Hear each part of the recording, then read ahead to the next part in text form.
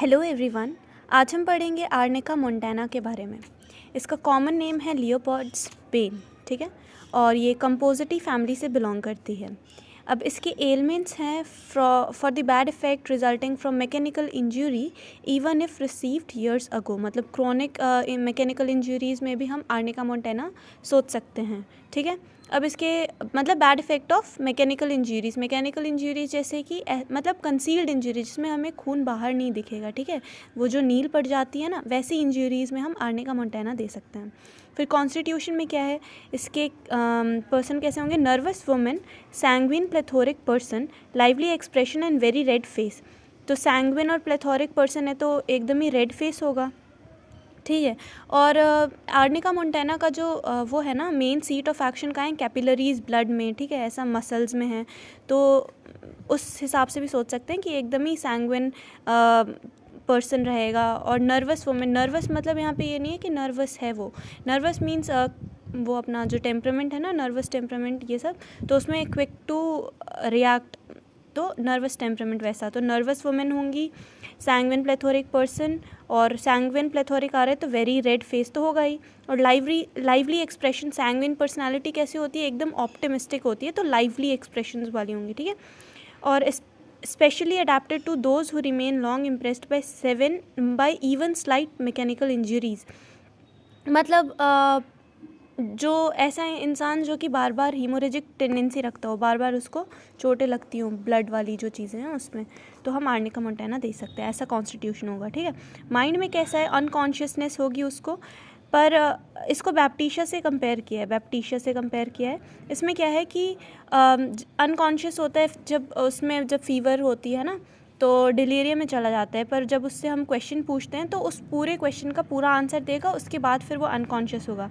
पर बैप्टिशिया में क्या है, वो आंसर देते देते बीच में ही सो जाता है, पूरा आंसर नहीं देता, ठीक है, तो वैसा अनकॉन्शियस है। तो बैप्टिशिया और आर्निका का ये देख लिया हमने, डिलीरियम अलग कैसा है, ठीक है।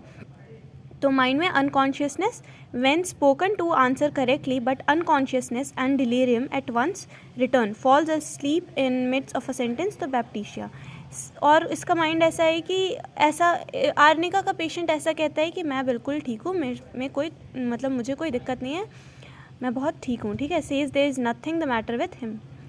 और जनरलिटीज़, अब इसकी गाइडिंग सिम्टम्स देख लें, तो इसमें टोटल 1 2 3 4 5 है ना। तो फर्स्ट है कि पहली मेन गाइडिंग सिम्टम क्या है इसकी, कि sore lame bruised feeling all through the body as if beaten, ऐसा लगेगा कि पूरे शरीर में उसको इतना दर्द है। ब्रूस्ड फीलिंग मतलब जैसे साइकिल से गिर जाते हैं तो वैसा वाला दर्द, या फिर एक्सोर मतलब जैसे ओवर एक्सरसाइज करने से जो दर्द होता है, एक्सरसाइज कर लिया उसके बाद फिर जो मतलब बहुत टाइम बाद जो दर्द होता है, एक्सरसाइज करने के बाद वाला दर्द जो होता है, उसको सोर, वैसा पेन होगा उसकी बॉडी में, ऐसा लगेगा कि किसी ने उसको बहुत ज़ोर से मारा है पूरी बॉडी में, वैसा पेन होगा ऑल ओवर दी बॉडी, उसको ऐसा फीलिंग होगी। फर्स्ट क्या है, sore lame bruised feeling all through the body.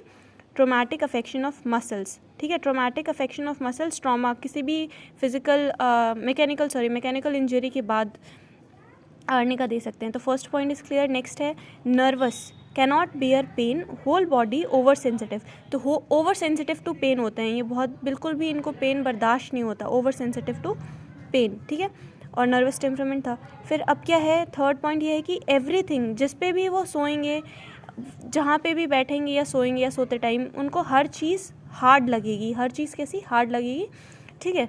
तो इसलिए वो कॉन्स्टेंटली मूव करते रहेंगे, रेस्टलेस हो जाएंगे, सॉफ्ट स्पॉट ढूंढेंगे कि मुझे कहीं सॉफ्ट सी जगह मिल जाए जहाँ पे मैं सोऊं, पूरे बेड में वो ऐसे रेस्टलेस रहेंगे, ठीक है।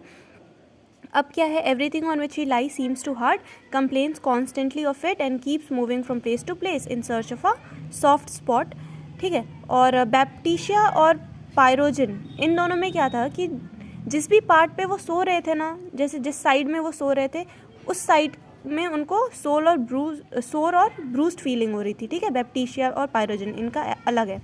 और रस्टॉक्स में कैसा है कि वो हमेशा मूवमेंट, उसको मोशन होना चाहिए, मूवमेंट करते रहेगा वो एकदम ही, तभी उसको उससे रिलीफ मिलेगा, तो वो रस्टॉक्स है, ठीक है। इसमें तो बस अभी आर्निका का देख के चलते हैं, तो उसको हर चीज़ हार्ड लग रही है, वो कॉन्स्टेंटली रेस्टलेस है, सॉफ्ट स्पॉट ढूंढ रहा है, ठीक है। तो सोर लेम ब्रूस्ड फीलिंग हो गई, ओवर सेंसिटिव टू पेन होगा या एवरीथिंग ही फाइंड्स हार्ड, सारी मतलब जितनी भी चीज़ें हैं जिस पे भी वो सो रहा है तो उसको सब कुछ हार्ड लग रही है, constantly search for soft spot, ठीक है।